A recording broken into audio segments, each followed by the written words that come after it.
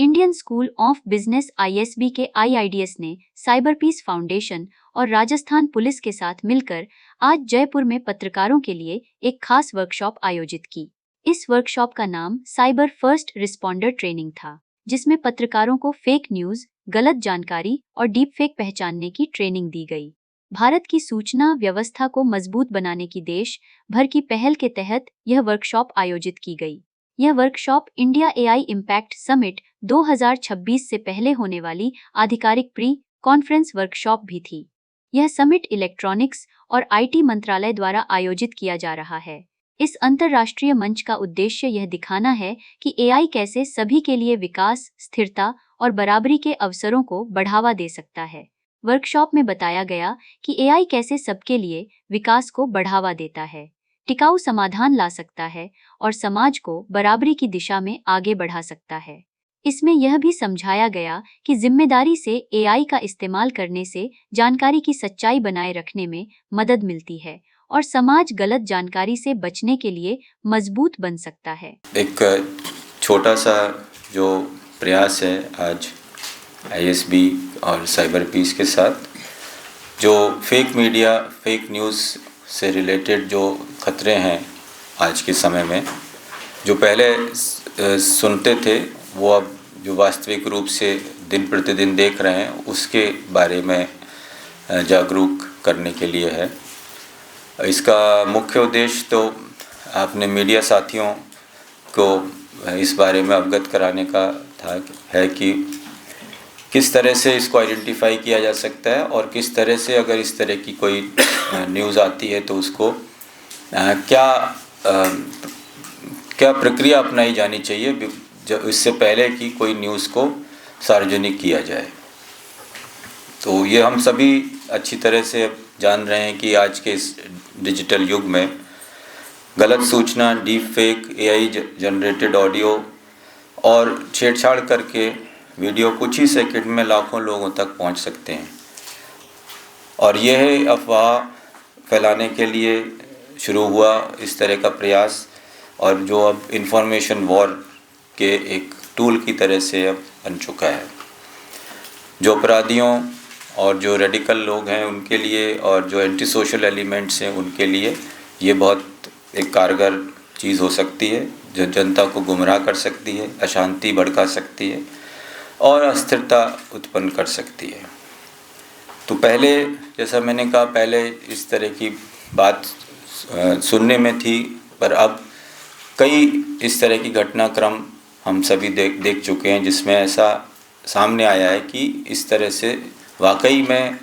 Video को तोड़ मरोड़ के प्रस्तुत किया गया। लॉ एंड ऑर्डर की अगर हम बात करें तो प्रदेश में भी कई बार इस तरह के वीडियो, जो पुराने वीडियो होते हैं, उनको नया करके चलाया जाता है कि ये घटना कई वर्ष पुरानी कोई है और उसको किसी नई घटना से जोड़ के इस तरह से प्रसारित किया जाता है ताकि किसी को भड़काया जा सके और एक अशांति का वातावरण पैदा किया जा सके। मीडिया की तरफ से और पुलिस की तरफ से क्या प्रिकॉशन ले सकते हैं, क्या सावधानियां बरती जा सकती हैं, उस पर एक विचार करना भी आवश्यक है। 820 मिलियन हमारे इंटरनेट यूज़र्स हैं, जिसमें से लगभग 34% जो पॉपुलेशन है वो सोशल मीडिया का इस्तेमाल कर रही है। तो जो आपने सर्वे किया है जिसके बारे में बताएंगे, उसमें ये चीज़ 2-3 हाइलाइट्स मैंने देखी थी कि एक तो पॉलिटिकल फेक न्यूज़ जो है, राजनीति से संबंधित झूठी खबरें सबसे ज़्यादा इस पे दिखाई जा रही हैं, सर्कुलेट की जा रही हैं, और इसी तरह से धर्म से संबंधित भी एक बड़ी मात्रा में प्रतिशत है जो इस पे fake news, fake media circulate किए जा रहे हैं। और ये भी चीज़ है कि एक बड़ी तादाद में भारतीय जो हैं वो सोशल मीडिया पे ही अब डिपेंड कर रहे हैं न्यूज़ के लिए। पहले जिस तरह से रेडियो या अखबार को पढ़ने का था सिस्टम और उसी के माध्यम से जानकारी हासिल करते थे, आजकल लोग अपने फ़ोन के माध्यम से ही न्यूज़ पढ़ने का सिस्टम धीरे धीरे आ रहा है। और उसमें भी सोशल मीडिया के माध्यम से ज़्यादा, उसमें भी अखबार को ना सीधा पढ़ के कोई न्यूज़ चैनल चल रहा है जो ऑनलाइन है, या इस तरह से यूट्यूब चैनल है, या उस तरह से लोग ज़्यादा इसको कर रहे हैं। और जो हमारे जो यंग पॉपुलेशन है 18 से 24 वर्ष की, ख़ास तौर से उसका डिपेंडेंस ऑन सोशल मीडिया बहुत ज़्यादा है। उनका जो आज के समय में वो जो अपने विचार बनाते हैं, जो आगे के लिए निर्णय लेते हैं, उसमें सोशल मीडिया को काफ़ी हद तक उनको वो प्रभावित करता है। और ये भी बात है कि अगर पता चल जाता है लोगों को कि ये गलत खबर है, तो भी उसको आगे दुरुस्त करने के लिए बहुत कम लोग हैं जो ऐसा प्रयास करते हों कि लोगों को सावचेत करें या उसको बताएं कि ये गलत खबर है, उसको रिपोर्ट करें। पुलिस के स्तर पे हम अपनी क्षमता बढ़ाएं। पुलिस के स्तर पे हमारी जो क्षमता है ऐसी चीज़ों को पहचानने की, और समय रहते उसके बारे में एक सही सूचना लोगों तक पहुंचाने की। आप लोग जो फील्ड से आए हुए यहाँ पर हैं, कोर्स कर रहे हैं, आपने देखा होगा कि कई बार व्हाट्सएप ग्रुप्स के माध्यम से कई चीज़ें सर्कुलेट होती हैं, और फिर आपको भी हम मुख्यालय से भी बार बार कहा जाता है कि आप इसको अपने माध्यम से सही चीज़ को पहुंचाइए। तो ये दोनों तरह का कार्य कर रहे हैं जो सोशल मीडिया प्लेटफॉर्म्स हैं और जो ग्रुप्स हैं। उसमें गलत खबर भी फैलती है और सही खबर फैलाने में भी इसको हम यूज़ कर सकते हैं। तो इसका दोनों तरीके से इस्तेमाल, अच्छा इस्तेमाल और बुरा इस्तेमाल दोनों हो सकता है। तो पुलिस की दृष्टि से हम चाहते हैं कि हमारे लोग ज़्यादा से ज़्यादा इन सोशल मीडिया प्लेटफॉर्म्स का इस्तेमाल करें, उस पर हमारी पहुंच हो, लोगों की पहुंच हमारे जो ऑफिशियल हैंडल्स हैं उन पर हो, ताकि सही सूचना उनको मिल सके। हमारी जो सोशल मीडिया मॉनिटरिंग हो, डिस्ट्रिक्ट लेवल पे अभी जो सेल है तो उसमें भी इस तरह की कॉम्पिटेंस होनी चाहिए, और पीएचक्यू स्तर पे भी इस तरह से हम किस तरह से अपनी टेक्निकल कॉम्पिटेंस इस चीज़ों में बढ़ा सकते हैं कि हम सोशल मीडिया की निगरानी करें और एआई का इस्तेमाल करके बेहतर से बेहतर तरीके से इसको जल्दी हम पकड़ पाएँ, जो भी कोई गलत इन्फॉर्मेशन अगर हो रही हो।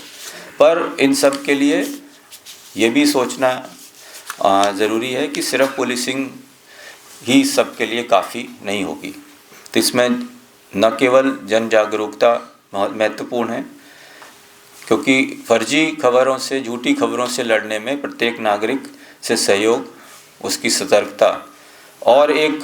जो डिजिटल प्लेटफॉर्म पे एक जिम्मेदारी होनी चाहिए वो भी आवश्यक है। तो वो भी मैं चाहूँगा कि हमें लगातार इस बारे में प्रयास करते रहना चाहिए कि लोगों में ये अवेयरनेस बनी रहे कि जो कुछ आ रहा है वो मीडिया में ज़रूरी नहीं है कि वो सही ही हो। सोशल मीडिया में खास तो हो सकता है कि उसके पीछे कोई दुर्भावना हो सकता है उसके पीछे कोई साजिश हो सकता है उसके पीछे किसी का कोई व्यक्तिगत हित हो, और वो किसी भी फैक्ट को, किसी भी वीडियो को, किसी भी न्यूज़ को किसी भी तरह से तोड़ मरोड़ के प्रस्तुत कर रहा हो। जो हमारे मित्र हैं मीडिया के, उनसे भी यही अपेक्षित है कि कोई भी न्यूज़ मिले तो आज की जो ब्रेकिंग न्यूज़ का जो एक सिस्टम है कि हम जल्द से जल्द हर चैनल का जैसे प्रयास होता है, तो उसमें इतना समय ज़रूर लिया जाए कि पहले फैक्ट चेक हो जाए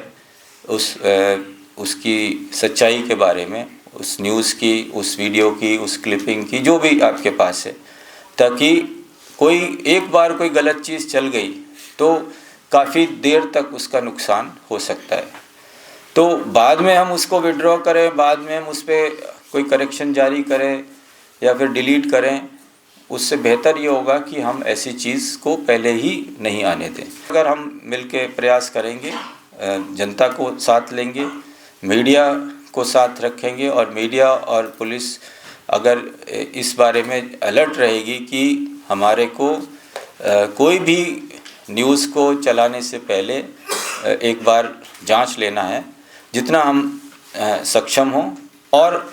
इस सक्षमता को हमें और बढ़ाना है, इस capability to check the fact वो भी हमें बढ़ाने की आवश्यकता है। तो ये सब अगर हम करेंगे एक साथ मिलके, तो फिर हम इस झूठ और भ्रामक प्रचार अगर कोई करना चाह रहा है तो उसको हम रोक पाएंगे, और जो सच है वही सबके सामने आए, जो सभी यही चाहते हैं, मीडिया भी यही चाहता है और हम भी यही चाहेंगे। तो हमेशा सच्ची बात ही लोगों तक पहुँचे, जो सच्चाई है खबर में वही चीज़ सर्कुलेट हो। तो उसके लिए अगर हम इतना अगर अलर्ट रहेंगे तो अच्छा रहेगा, और जो आईटी का जो इस्तेमाल है उसको हम गवर्नेंस को अच्छा करने में बना पाएंगे। देखिए, सोशल मीडिया पे कई बार देखे गए हैं कि फेक वीडियो कंटेंट करके मोटिवेटेड लोग कई बार बहुत तेज़ी से ऐसी समस्याएं पैदा कर देते हैं, लॉ एंड ऑर्डर की विशेष तौर से समस्याएं पैदा कर देते हैं, और कई बार ये राइटिंग में भी तब्दील हो गया है। तो इसके प्रति जागरूकता बढ़ाने के लिए, ताकि कोई वीडियो कोई अगर आ रहा है तो उसका टेस्टिंग कैसे हो कि ये रियल है या फेक है, साथ में जो रिपोर्ट करते हैं पत्रकार बंधु उनको भी इसके बारे में जागरूक किया जाए। इससे संबंध में राजस्थान पुलिस और इंडियन स्कूल ऑफ बिजनेस जो उनका डाटा सेंटर है, इनने मिलकर आज का ये विशेष कॉन्फ्रेंस ऑर्गेनाइज किया है, ताकि इसके बारे में जागरूकता बढ़े, उसके प्रिवेंटिव उपाय के बारे में चर्चा हो, लोग जाने, और भविष्य में इस तरह की कोई कानून व्यवस्था की स्थिति उत्पन्न नहीं हो, उसका प्रिवेंशन हो सके, वो हमारे लिए राजस्थान पुलिस के लिए बहुत ही महत्वपूर्ण है। सर, मौजूदा समय में एआई का चलन बहुत बढ़ गया है और फेक वीडियो में एआई का काफ़ी यूज़ हो रहा है। इन चीज़ों से निपटने के लिए किस तरीके की तैयारी की गई है? हमारे आज जो देख रहे हैं, इन्हीं चीज़ों की तैयारी के क्रम में आज का ये जो कार्यक्रम है वो आयोजित हुआ है। इसके साथ जो हमारे लोग हैं जो ये सोशल मीडिया सेल देखते हैं, उनका जो कैपेसिटी है वो बढ़ाने की कोशिश हो रही है, उनकी जो टेक्निकल नॉलेज नो-हाउ है उसको एनहांस करने की कोशिश की जा रही है, विशेष ट्रेनिंग दिलाया जा रहा है,